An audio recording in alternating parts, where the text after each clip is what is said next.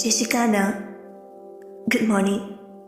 Yai komba uri maron dusu fighty hai morning. Kay no good chubo si fawa pung di tare tare. Os ingam dani asu inga gasta yam dale. Yari na sadomta namit kudingi pung tare ni fanta chu fawa gate.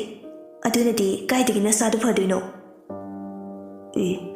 Ngan walaga kadoduino. Thabak silite. Nanga ngang baga ngam chaponte. Yari ngang na baga. Ado I feel kara suruki ke. Mathanga ina mu call tor padati awgala mu ko. Oi suru. Ai sumi hakta tum kige.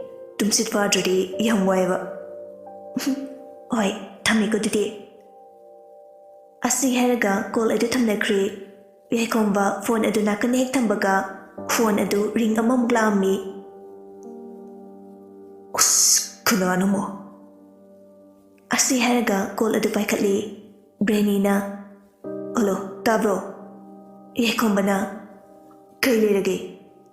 Luisila mo, tawam ta chaluse. Kuy no sungan na. Inga kansda, kuy tabok no. Ingsa baywane, pungdi ayore. Tabok tu di kuwa na harage. Ay di lura bane, luisila mo ko. Yari thammi. Os, pili hui ba. Yai komba upay lite, hawatu na washroom na jangkre.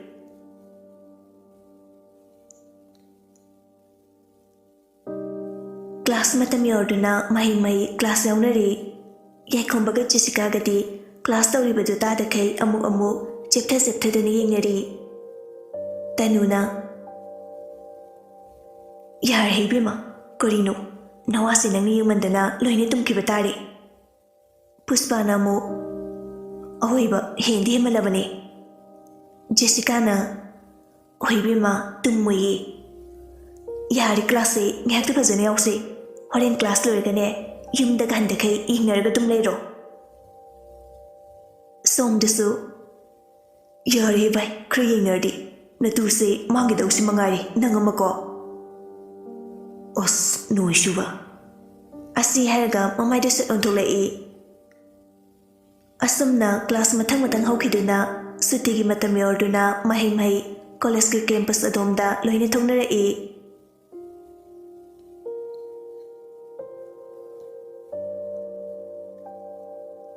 Tanuna kaino kolga paituduna kaigino ba Lucas na pai gari thoriba adugi paiba yadabaine aduine ba sound ko aidi natu atopu unaringai da agi kolapado ukhrane na paitre khalure us bab farga buthu eduni nang doise nanga fau matam kai thuktana orisa na basi fau ba kona jagan sida atopa side ke amu lam dori veneba ahoy adu ekino maigena kain hairo nang ne ise yam thajidrobanina nang nui thonga de lemo kaigino thengla kasida aise akawba ma tum leiri adu nangonda pigi to guneba thoglo ai nui thonga de lei thajidraga nangi kagi thonawda andok lagi yengo Tenu prap jangsiduna thongna odo handukduni yengi. Awai kileram bada ubada tenu makhada prap kumthara e. Lucas na ko adu lepo. Tenu chaplepi Lucas makhadar e. Mini ura fazade koktu fi makupaga tholo. As yare kisu uroi. Ai nai sikana Pihile masinu pase. Asi haraga tanu kada muka khala e aduga phi ama induna thola e tanu get yorduna Lucas ke manakta changa e kai pono kadai piro thengi changhragi mini uraga fazadeba Lucas no fetawna tanu bodum yenglaga wadi mata haidana yenglaga lei tanuna kainu piro kainu ni ai thengi haraga Soide biba huzadi, aside tholo, mine su uri davda. Lo, gari ka khalo. Gari se achobani na mine su urueba. As, ngamaroi, nang piro doredi ai changage. Asi harga chatkita wi Lucas na.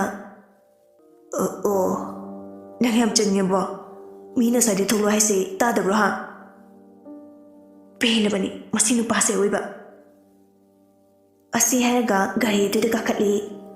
Lucas nokfetawna gari du start tawduna thawba hawi. Tanu pakatna. Kaino, kaiduno, khamo haibane. Lucas wa mata haidi nokfetawna magi gari thawbam thokpadu adumak thawri. Tanu haujikta da gyala e Lucas ki langda masamak thuri haibasi. Asi khanglokpada peri peri hari e. Kaino nang toisibo. Ayam da thilo. Chintiba uphataba. Asi haraga Lucas da paini ingduna mapi sadum takai kapli.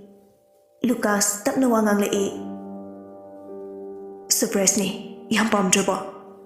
Napagi surprise ay ngamoy yam da thilo ais ni. Asi haiduna kapli. Lucas gari adu kham khami adu gari e. Oh, fare. Hojiti nang se noyum dadi chenkhrina leramani. Lekai minasu chenkhrina leramani. Hoi ni fare thimbirageba. Ahibudu nupani. Hayeng anobu nupi ama mu thiba haidani. Oina nangi nasa sukpusu nate. Hoida. Asi haraga gari adu start awi. Tanu pakatna peri. Lucas da kana konsili aduga kapmangang le e. Nang. Ay ngamar yam dan baga. Ay chela ni ay sini. Lucas saujin na basaraga. Ay de amuk ngang kibawa anis na ngang de. Lao timbirage. Tanu di Lucas ki wada tabada. Mapukning nung sinihe na kana kapla e. Lucas di tanu gi matawduda nokning badalo rabani.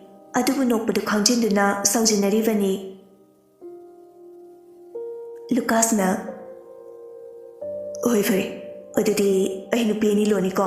Yai ko shimadi. Tenu Lucas da makutuna pop thai. Lucas amuka share e. Nupi tumbiduga ay hilaminaba. Nang na yumgi thabak suba. Nasana yare ko haujikti. Tenu kapdaga hari e. Ay di naan kay khangluti. Nang na ay nung sirisidi asing manung shiba na te khangi. Ay nga sidi. Ay nang gimang desigani. Yung nandiyan ba sunga maroy? Ay nung siya pa mahak na. Ato palamlan bi ang magalay minaraga. Ay nagaram na yung tunalay gani. Asi haraga gari lagi kumthagi tawi. Lucas tanugi makutu tapay. Aduga manakto jangsili. Aduga hari. Opangwi. Ay nafagi tawraga. Asok nung siya ba nahapo. Ay nagagimiray dino. Tanu higi glaw kay kapli. Se, fuzina famu. Asi haraga tanu bu fajana famali. Aduga gari adu thawa hawi.